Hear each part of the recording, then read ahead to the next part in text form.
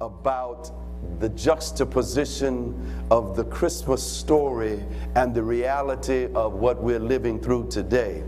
You will recall, as we considered all that is happening in our world with cyber attacks and with very real attacks on human lives, that God told us in the first instance that He is love, and the response to injustice is driven by love. I'll say that for you again. The response to injustice cannot be driven by hate, but it is fueled by love. A love that says, sisters and brothers, I love God so much, I love me so much, and I love you so much that we can't call wrong right and let it keep going that way. In the second instance, you will recall, we took a good look at our society and we discovered that it makes you want to holler sometimes.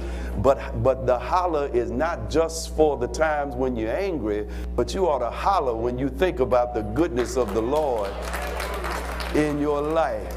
In the last instance, we talked about the question, what's going on? And we discovered that what's really going on is that while nobody is paying attention to the work of our God, He is really making a way where previously there was no way.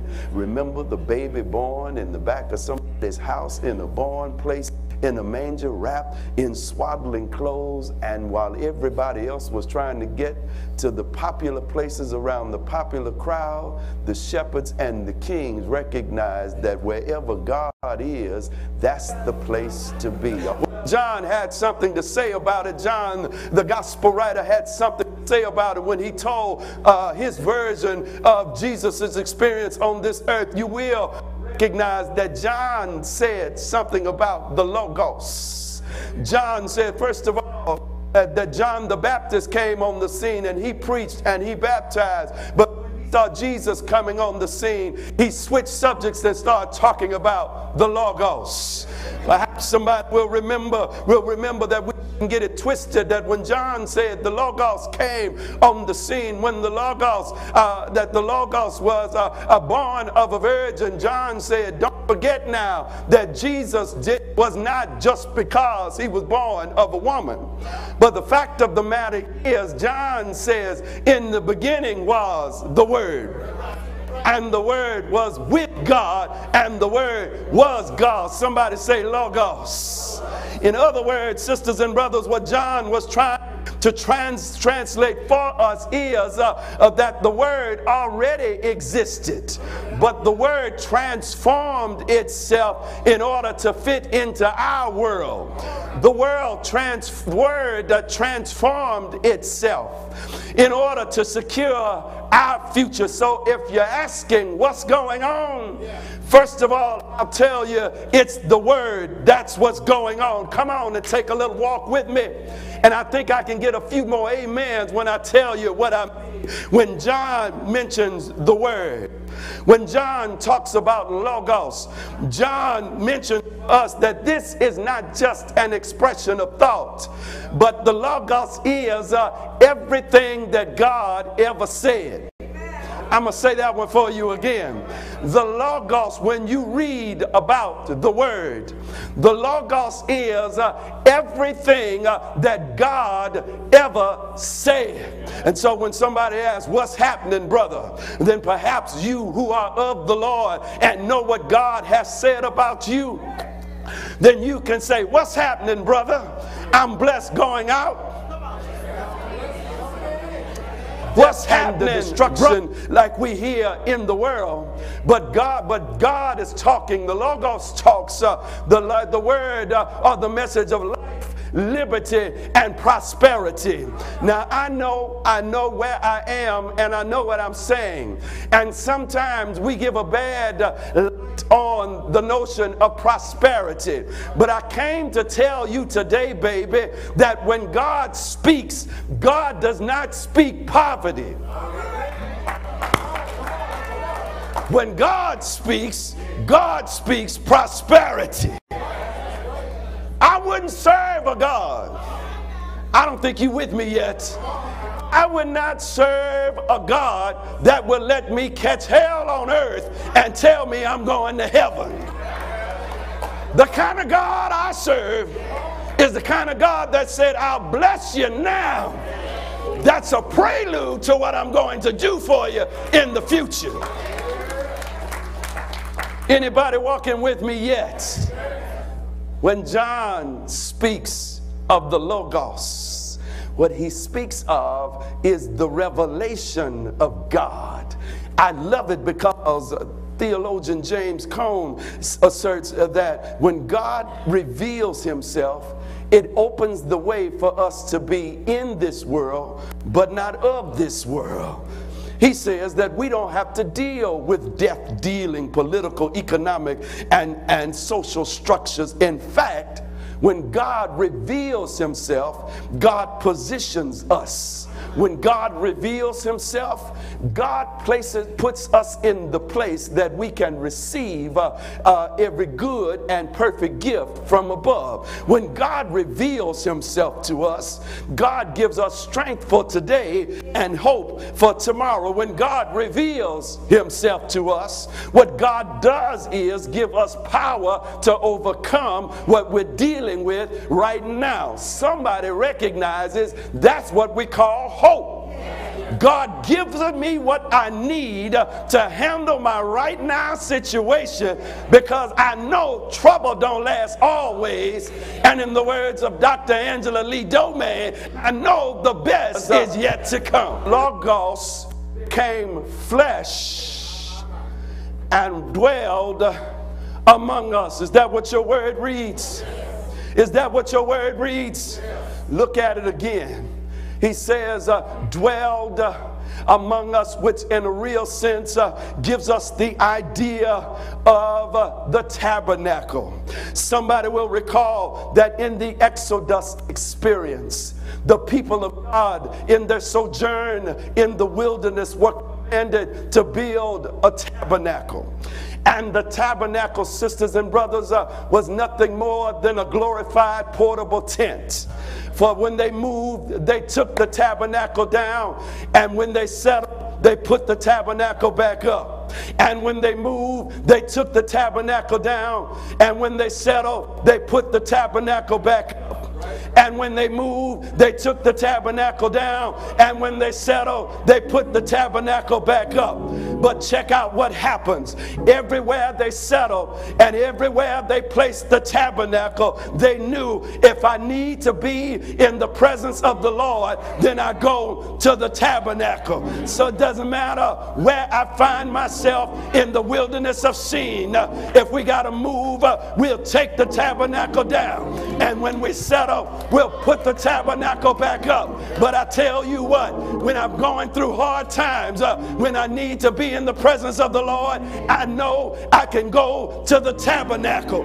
For in a real sense, the tabernacle represents the presence of the Lord. So when John gets the word and John says that he tabernacled among us, all he was really saying is God is with us. But I want you to get that thing on your mind that's impossible according to your resources, according to your capacity to get things done, according to your strength. Get that thing on your mind. I came to tell you today that not only can God do it, but God will do it. Well, I can tell you this, that in the economy of God, he has grace for every situation. I like it because if you think about it, grace is one of those ideas that puts us in a vulnerable position. When you think about grace, you can't be the big man or woman on the block. I'll say that for you again. When you think about the grace of God, you can't try to make everybody think you the biggest, baddest one. Grace says that I am vulnerable. Here's what it says. Grace says that what I need is not what I have. But grace also says that God's favor will fill in the blanks, or fill in the gaps, if you will, where there is inequality and where there is despair. In other words, in my own strength, I may not have it. But the God that I serve says he'd supply all my needs. Okay, let's get a step further. Grace says, his unmerited kindness says that I really don't deserve it. Have the truth that God is love. And his love knows no bounds. You didn't hear me. God is love, and his love knows no bound. How you so sure, preacher? I know I have the truth because the record is right. When my soul was damaged by sin, God so loved. And you may as well put your name right there. You don't have to talk about the world. You can put your name right there. God so loved that he gave his only begotten son, so that when, put your name right there, jacks it up, so that when, put your name right there, mess it up, so that when, put your name right there, doesn't live up to his standards, so that when, put your name right there, lets him down, so that when, put your name right there, doesn't hold up or her end of the covenant. God so loved, put your name right there, that he sent his only, that when, put your name right there, believes him. I ain't talking about just believe that he's the God of the sky, but believe that he can make a way where previous, believes him that your sins can be forgiven. I mean, believes him that he'll pick you up when you're down.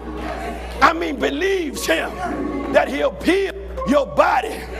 Believes him that he'll keep food on your table. Put your name right there. You shall not perish.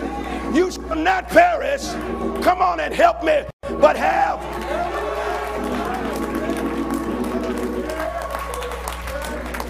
The devil is a lie in this place today. I don't have a hoop or a holler, and I know deliverance is happening right here. Okay. Okay. Okay. Okay. What's happening? What's happening, brother? Well, John closes our text by saying that the word has grace upon grace. Barbara, the Lord sent me here to tell you, grace upon grace. What's happening? God never runs out of favor. Favor upon favor. In other words, every time I turn around, favor. Wherever I go, favor. Catch me early in the morning, favor. See me working hard all day long, favor. When I put my head on the pillow at night, favor. It says that God just keeps piling favor on top of favor. If you're wondering why we so blessed, it's because God takes today's grace and puts more grace on top. That's why I know it just keeps getting gooder and gooder, because he was good to me yesterday, but when I check out my today, God has been better than good. And if you really want to see something, check out what God does for me tomorrow. I know, I tell you, I know that God just keeps putting favor on top of favor. It was favor that saved my soul. It was favor that kept me in the midst of the storm. It was favor that brought me out of the fire. It was favor that kept me during the operation. It's favor that gives me a good family. It's favor that brings me into the church. It's favor that gives me money. It's favor that gives me money. It's favor that gives me money. It's favor that gives me money. It's favor. It's favor. It's favor. You can keep what the world is giving. Just give me favor. Because where favor is, money follows. I'm going to leave you alone. But the word says, get this, that God just keeps outdoing himself.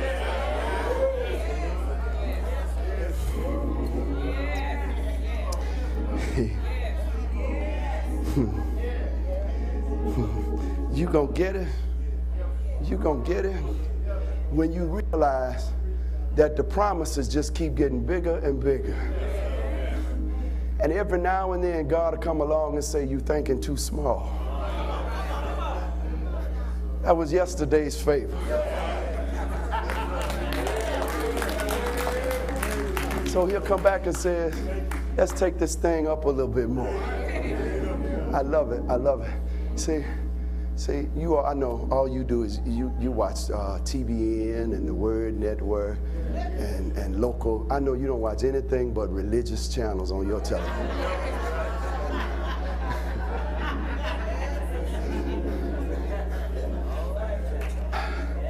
And forgive me because I know this is trite, but I watch some other stuff. I'm sorry.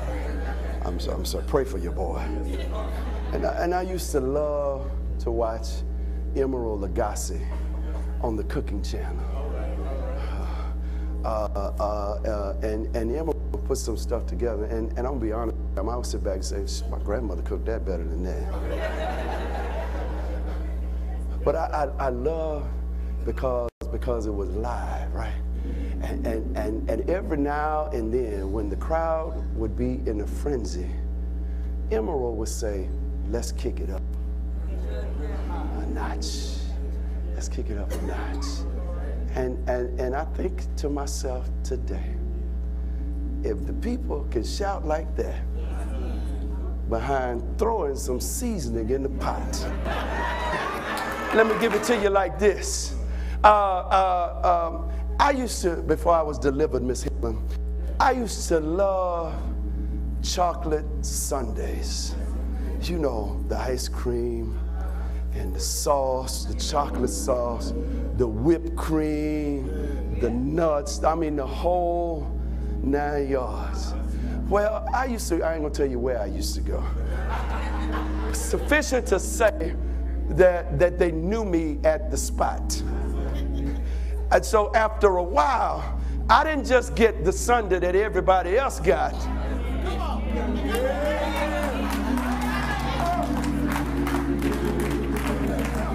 When I showed up, they put a little bit more. So I'm rolling with a little more chocolate. I have a little more whipped cream. Now, as a teenager, if I can brag about I get a little more on my sundae, baby, you ain't seen nothing. When God starts talking about, I'm gonna put a little bit more on top of your favor, you thought pecans made you shout. Wait till I open the windows up.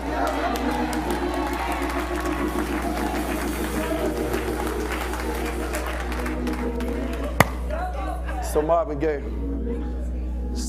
Gaye, in his genius way, looked critically at the world around him, and he looked critically at his community, and he wanted to know, what's happening, brother?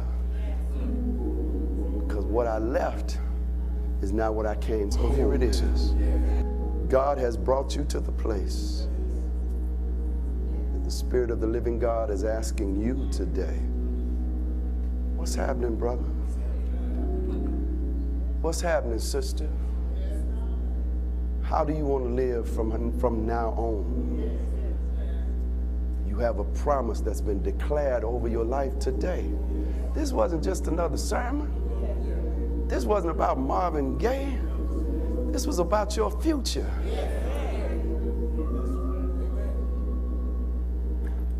So what's happening? Okay, in my generation, we flipped it to say, what's up? And in this generation, they answer, chilling. I got news for you today. You don't have time to chill now. Ain't no chilling. Yeah, we're in a place now where we need miracles. I ain't chilling. Something is going to happen. Something is going to happen to match what God is doing right now, what God is saying right now. There are going to be some people in this church who are going to open their arms to you, right? To receive you into the body of Christ. They will stand on the word and under the cross with the sure knowledge that God saves and saves for real. And when the question is asked, what's happening, brother? What's happening, sister? It is up to you today to give your life to the God that's speaking to you right now. It's a voice that you've never heard before. And you know there's something distinct about it. And as much as you try to deny it, you can't drown it out. It's time for him to start piling favor on top of favor.